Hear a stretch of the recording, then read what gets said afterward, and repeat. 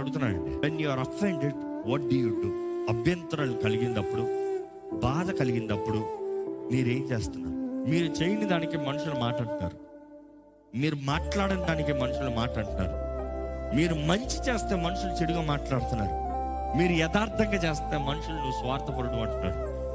నువ్వు సరిగా దేవుని కొరకు బ్రతకాలని ఆశపడుతున్నావు, ప్రయత్నం చేస్తున్నావు, పోరాడుతున్నావు. మనుషులేమో నువ్వు తప్పు, నువ్వు పాపివి, నువ్వు నీ మీద నేరాలు మోపుతూ నిన్ను దూషిస్తూ ఉన్నారు.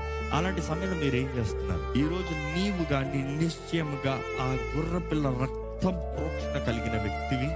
మాటలు చెప్పాలంటే యేసు నీలో ఉన్నట్లయితే, యేసు రక్త ప్రోక్షణ నీ పైన ఉన్నట్లయితే, మనుషుడు నీ పైన ఎన్ని మాటలను అనొచ్చు. దేవుడు నాకేం చెప్తుంది సార్? రిజాయిస్, ఆనందించు.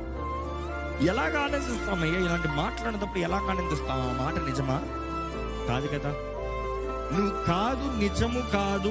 నీవు నిజంగా దేవుని ముందు సరిగా ఉన్నావు, నీవు దేవుని దృష్టిలో సరిగా ఉన్నావు, నీలో ఉన్న దేవుడు నీ తోడున్నాడు అని నీవు నమ్మితే, ఇమ్మానువేలు నీ తోడున్నాడని నీవు నమ్మితే, you will not worry, you will rejoice.